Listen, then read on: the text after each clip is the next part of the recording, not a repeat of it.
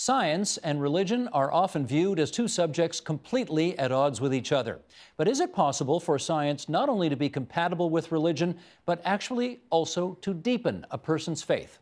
Joining us now to help answer that, in Providence, Rhode Island, Kenneth Miller, professor of biology at Brown University and the author of Finding Darwin's God. And in Newark, Delaware, via Skype, Stephen Barr, professor of physics at the University of Delaware and the author of Modern Physics and Ancient Faith. It's good to have both of you two gentlemen on the program, and one of the reasons we wanted to have you both on was that according to the Pew Research Center in your country, 33% of scientists in the U.S. believe in God, and you are part of that 33%. Obviously, two-thirds of your colleagues think that science and religion are incompatible, but you seem to think they are compatible. Kenneth Miller, how come? Well, first of all, you have to define the word compatible. Many people who reject the idea of compatibility do so because they think compatible means that somehow science proves religion or religion can be made scientific. I certainly don't think that's the case. By compatibility, I mean that it is entirely possible within a religious worldview to embrace the discovery and advance of scientific knowledge. And it's worth pointing out that the very birth of Western science as we know it today took place in Christian Western Europe. And it was seen by many of its practitioners as a way to explore the glory and the wonders of God's creation. And there are many of the early scientists who in fact saw themselves as doing God's work. Now, it sounds a little corny to say that today, but I think what it amounts to is that we have today, as a result of science, a far grander and far more expansive view of the nature of existence, and I'll speak as a biologist, of the beauty and the complexity of living things. And I think for someone who is religious, that enhanced view that science gives us really deepens our understanding and appreciation of what it is like to be a living being in a universe like ours, to be sentient, and also to begin to appreciate the intelligence that went into that universe that made the evolution and emergence of life possible. So I certainly think that a completely scientific worldview is entirely compatible with a religious appreciation of the nature of existence. Stephen Barr, why do you see no incompatibility between science and religion? Well, I see both of them as being ways of making sense of the world. It is true. I'm not sure that the other two-thirds of scientists who are not religious are necessarily believe religion and science are incompatible. My experience is that many of my colleagues who are not religious don't see science and religion as incompatible. They understand that you can be religious and be a scientist and have a consistent worldview. They just don't happen to be religious themselves. I don't actually find that much militant atheism among my colleagues. Much more, I would say, is much more common than sort of hardcore atheism would be indifference to religious questions. Anyway, I see, in my life, I've never seen any sort of incompatibility between them. To me, both of them are based on the idea that the world makes sense. Well, Lawrence Krauss, who's one of the stars of that documentary, actually used that expression you just used. He said all scientists should be militant atheists. And Richard Dawkins has gone on to write that religion is capable of driving people to such dangerous folly that faith seems to me to qualify as a kind of mental illness. Kenneth Miller, do you consider yourself mentally ill? Well, the jury is still out on that. But I have to tell you that I know Lawrence Krauss very well. He and I are friends, and we have made common cause in past years in terms of fighting for quality science education in American schools. And I also count myself as a friend and colleague of Richard Dawkins. I admire Richard because I think he's the most incisive writer on evolutionary theory today in terms of explaining evolutionary theory to the general public. But I think he's absolutely wrong in his militant anti-religionism. And I'd go a little further than saying he's an atheist. He surely is. But most atheists I know do not display the outright hostility to religion that Richard Dawkins does. Now, I'm not going to try to psychoanalyze Professor Dawkins, but I would put it this way. And this is to second Stephen Barr's comment that most of his colleagues who are non-believers display a kind of indifference to scientists who are religious simply because they are aware of so many examples of excellent scientists who are themselves religious that it's completely apparent that adopting a religious faith is no bar to carrying out competent scientific investigation and scientific interpretation. So I think Richard is wrong about that. When Lawrence Krauss says that scientists must be militant atheists, I'm going to translate what he said. And that is, I think what he says is that when we look at the world around us, when we conduct our experiments, when we try to interpret, I as a molecular biologist, what I see on a gel or what I see in an electron microscope, it's not legitimate within the scientific method to invoke God as a direct cause for physical phenomena. So in that respect, I would say I'm a non-theist when it comes to designing and executing experiments.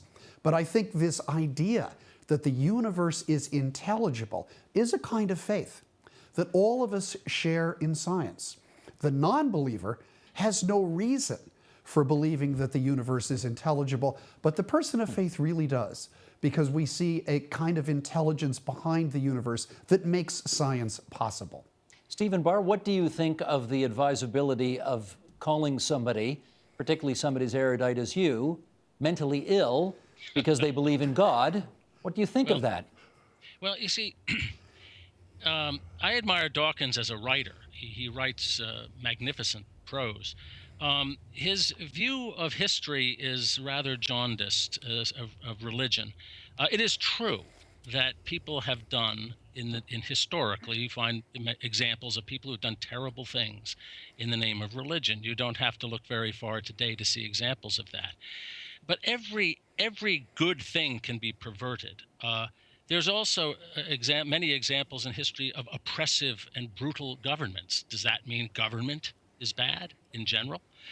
We see abusive fathers. Is fatherhood a bad thing? We see sexual abuse. Does that mean sex is a bad thing? Every necessary and natural thing can be abused and has been abused. And so when he looks at the history of religion, he sees nothing but evil and blackness but he was once asked in an interview, could he think of even one small thing that religion had ever done that was good? And he said no, he couldn't think of even one small example. And I think that's a somewhat I think he's a bit of a fanatic, frankly, on the subject. As I put it in a review of his book, it's not enough for him to say that religion is bad on the whole. One can make that argument. But he thinks it must be wholly bad, that it's bad through and through. It's intrinsically bad. And I think that's actually a very hard position to sustain for anybody who knows anything about history. As Ken said, actually, you can make a strong argument that modern science, the birth of modern science was aided by religion. Most of the great founders of modern science were deeply religious people. Professor Miller, you wanted Stephen, to add? if I can add something to that. I think the views of Richard Dawkins on this point contrast very sharply to another equally great writer on evolution and evolutionary theory, and that is the late Stephen Jay Gould. Stephen Jay Gould was in fact an atheist, there's no question about that, but he had a deep appreciation of the culture of religion and the sincerity of religious belief in many people, including many scientists. Steve himself sang regularly in a church choir, and Handel's Messiah was one of his favorite pieces of music. And Stephen was on record as saying some of the greatest cultural achievements of any civilization on this planet have revolved around religious faith. In Western Christianity, look at the works of art and literature, music, great paintings, inspiring cathedrals. And whether one is a theist or a non-theist, I defy you to walk into a building like the Cathedral of Notre Dame in Paris and not have your breath taken away. That's the sort of experience and the sort of magnificence that, unfortunately, Richard Dawkins is negating with comments like that. Well, Stephen Barr, let's look at the flip side of this, because just as many scientists say what they do and what religion does are incompatible. There are many religious people who see what you scientists do as being incompatible with their fundamental core beliefs and faith. What do you think they have got wrong? Well, I think they have two things wrong. Part of it is a certain kind of very narrow, very rigid biblical literalism. And I think it's important for people to realize that that kind of biblical literalism is actually not traditional. If you go back to the early church, to the early church fathers, St. Augustine, the Alexandrine fathers, say like Origen, St. Gregory of Nyssa. You look at the great thinkers of the early church. They did not interpret the book of Genesis, for example, in a narrowly literalistic fashion. In fact, they saw it as something that was expressed in literary and symbolic terms, and that's how they read it. I mean, for example, some people today say, well, maybe the 7 days of creation, those 7 days, were not 24-hour days. Maybe they were long epochs. Well, actually, St. Augustine, who lived, about 400 AD, he didn't actually interpret the days as periods of time at all. He said that the universe was created in an instant, and subsequently underwent a natural process of development, that all the things that came later, all the different kinds of animals and things that developed later were sort of created in a sort of a potential form in the very beginning. So he had almost an evolutionary view of the cosmos.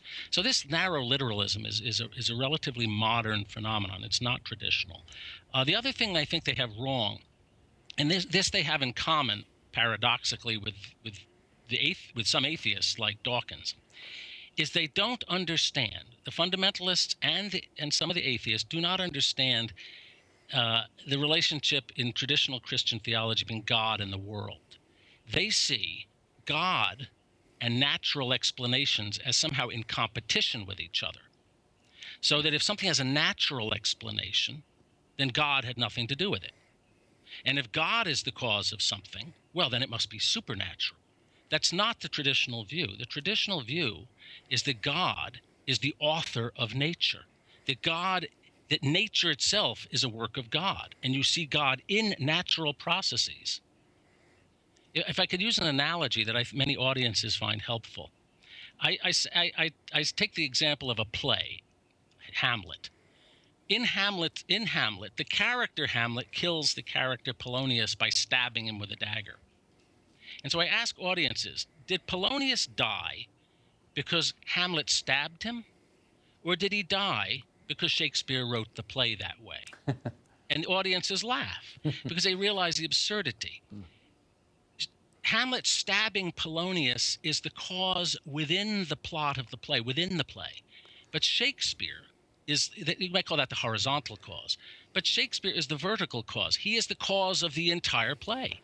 He's the reason there is a play, there is a plot, and there are these characters.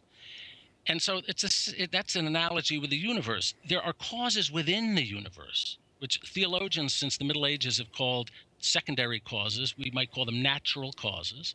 And the things that Ken Miller and I investigate, and other scientists, natural causes within the world.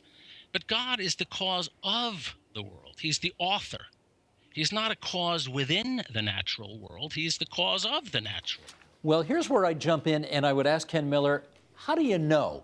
Because as Krauss and Dawkins would say, you can't prove that God created the world, and you scientists are all about believing in what is empirically provable. Well, I'd answer it this way. First of all, with all due respect, we don't prove things in science. Nothing in science is ever regarded as proven in the mathematical sense that we need no further investigation. Every idea we have in science is open to disproof and is subject to further analysis. Very often, I tell my students that what science is very good at is disproving things. And when you have a very powerful idea, and evolution is a powerful theoretical idea, very often what you try to do is disprove it. And the theory of evolution has withstood attempts to disprove it for 155 years, which is one of the reasons that we regard it as a powerful and successful theory. Now, how do we know about the existence of God? Certainly, the existence or non-existence of God is a question that simply cannot be demonstrated scientifically. To perhaps people like Krauss and Dawkins, if an idea cannot be tested scientifically, then it has no meaning. But that sort of formulation renders an awful lot of what we do in literature, in aesthetics, in art, in music, irrelevant. Because I can't prove to you scientifically that Caravaggio was a better painter than Grandma Moses, for example, but I think I know it aesthetically in a very important way. Now, how do I know that God is there? I have to tell you something. I don't. There's a reason it's called a faith and not certainty. And any honest person, I think, will tell you that doubt is a very important component of arriving at a sense of faith. And when I meet religious people who say they've never doubted their faith, I either question their sincerity or their sanity. I doubt my faith all the time because it's part of human nature. But I put the sources of my own faith this way. To me, a universe without God, the universe that we see, with the beauty and complexity and the logic of its interacting laws, to me, such a universe simply makes no sense in the absence of a higher being, in the absence of an authority. And therefore, to me, my own worldview, and that includes my scientific worldview, is made more complete by the hypothesis of God. And quite frankly, that's why I consider myself a person of faith. I'm going to do something a bit cheeky here, which is I'm going to quote from Professor Miller's book, but I'm going to get Professor Barr to comment on it. Here's the quote from the book.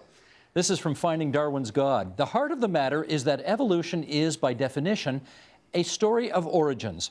This means, however powerful its scientific support, it really does supersede another creation story. In particular, the creation story at the very core of the Judeo-Christian narrative. The conflict is real. What I do not believe is that the conflict is unresolvable." Okay, Professor Barr, Darwinian evolution and God. How do they coexist in your understanding of things? Oh, I agree with Ken Miller that if you take the Genesis story very literally, and historically many people did, of course they had no reason not to, there was no competing story. If you take it literally, of course it's incompatible with evolution. However, the Catholic Church, for example, has never condemned the theory of evolution. That comes as a surprise to many people. But the Catholic Church, it took some while to get used to it, and there were some qualms about the question about human evolution and exactly what that entails. But the Catholic Church has never made a pronouncement against the theory of evolution, and it's generally accepted in the Church today, and it has been for a long, long time. So I guess that's all I can say on that subject. I would say about evidence, the question you asked Ken, yes, many atheists, such as Dawkins, such as Krauss, have said that it's not just that they say there's no proof. They say there's no evidence for God. There's no rational basis for believing in God. And I would say there is evidence. I like Ken, I take the very existence of the universe as evidence of God, as the evidence that there is some cause, some source of being. I take the lawfulness of the universe as evidence of God. I take the fact that those laws have a deep and subtle mathematical structure as evidence of a mind that is behind all of this. But this kind of evidence, you see, is not the kind of evidence that you can obtain with measuring devices in a laboratory. There's no detector or measuring device that will detect the existence of God the way you might detect carbon monoxide in your basement or radiation with a Geiger counter. But on the other hand, many of the things that people, including atheists, believe are real, and not only real but of tremendous importance, can also not be detected in those ways. There's no device that can detect beauty, that can detect good and evil, that can detect the mind, that can detect free will, that can detect love. But these are all realities. No one doubts that these things are real, even though you can't measure them in the laboratory. So I think the people who say there's no evidence for God are actually operating with a very restricted notion of what constitutes evidence. And it's not just grand things like love and beauty and good and evil. In everyday life, how many things that we believe we know with great certitude can we prove by solving equations and making precise measurements? Professor Miller, let me try this with you. It's not exactly a new thing to see atheists and scientists and the church all having disagreements with each other. I mean, for goodness sakes, go back to Galileo and Copernicus, and there have been significant fights between the church and scientists for centuries and centuries. My question to you is... I would disagree with that, by the way. Oh, okay. Well, stand by. I'm going to go with Professor Miller on this one. Okay. So would I, as a matter of fact, okay. But go ahead. So my premise is out the window. So let me just ask it straight out like this. Do you find the tension between science and religion, which I had thought was there for centuries and centuries, but do you find it getting worse in recent years? No, I don't. And I think you talked about the tension between science and religion. And what I would ask you to do is to look at the great universities in Canada and in the United States that were founded by religious orders. When I think of the United States, I think of Notre Dame, Loyola University, the College of the Holy Cross. And ask yourself, do these places have science departments? The answer is, of course they do. Do they study evolution? Of course they do. Do they study cosmology, including the Big Bang? The answer is, of course they do. So there is a degree of enlightenment, I think, within the religious community of the value of science, which has only increased over the years. Now, it is true, and this is particularly true in the United States, that a certain political element of what we like to call the religious right has increasingly emerged to show a great hostility to science. And we find that, as they have been throughout history, that religious arguments are misused for political ends. And in this case, it's to act against scientific conclusions that people don't like fundamentally for religious or for political or economic reasons. So I think that sort of tension is there. And I'll give you a very quick example of what I think you're getting at. I gave a public lecture on Thursday night just last week, at York College in York, Pennsylvania. And it was, not surprisingly, on evolution, and specifically it was on a court case in Pennsylvania on the teaching of something called intelligent design. It took place about 10 years ago. At the end of my lecture, open question and answer. And a gentleman stood up and said that he defied me to prove to him that human beings descended from monkeys. So I decided to have a little fun. And I said, I don't think that human beings descended from monkeys either. He looked a bit surprised. And I said, the point is that what we know of the human fossil record is that we didn't descend from monkeys or chimpanzees or any other species alive today. What the evolutionary fossil record tells us instead is that we share common ancestors, not just with the other primates, but with every other living thing. And as a religious person, the notion to me of common ancestry with every other living thing on this planet is sort of a grand and glorious notion. It's an example of the sort of stuff you asked us about earlier, about scientific knowledge deepening religious faith. So yes, there's tension there. I think the tension is hyped up fundamentally for political reasons, but I think enlightened people in both the faith community and the scientific community are gradually resolving that tension, and I think that's a good thing. Stephen Barr, brief reply from you. I'll just quote an eminent historian of science. He said, there has been no greater, probably the longest term and greatest patron of science in history has been the Catholic Church. So in a sort of 800 years of interaction between the church and science, 800 years, there was this one rather sad episode of Galileo. Okay, point taken. Some people point to Bruno, but Bruno is not an example. He wasn't really persecuted for his science. Not at all. And there really is no other example to put alongside of it. As Ken said, in recent times, this is in the last 150 years or so, there has been friction between biblical literalists and evolution. And that is, I think, helps to create the impression, anachronistic impression, that science and religion have always been at war. It's Okay, simply I not take the your case. point. Understood. Okay. We've got about a minute and a half before we lose our satellite, and I want to get each of you in on this last question. And that is, Kenneth Miller, to you first. When you die, which I hope is not soon, incidentally, what happens to your soul? Thank you for that. I have no scientific knowledge of my soul or what will happen to it after death. The only thing that I base my faith on is the promise of Jesus on the cross to one thief who asked him, "Lord, please remember me when you come into your kingdom." And Jesus turned to him and said, "This day you will be with me in paradise." That's the hope I have. It's not scientific, but it's a hope. Stephen Barr, do you think you will go to heaven after you die, which, again, we hope is not soon? Well, I'm either going to go to heaven or I'm going to go to hell. I don't know which. But you're convinced it'll be one of them. My answer is the same as Ken's. We have no evidence empirically of what happens after we're dead. I do think that there are strong philosophical arguments that there's more to human beings than just our physical constitution, that there are aspects of our mind, our reason in particular, our free will, that go beyond the merely physical. And that suggests the possibility that if they go beyond what the physical, that they could persist after death, the reason and free will.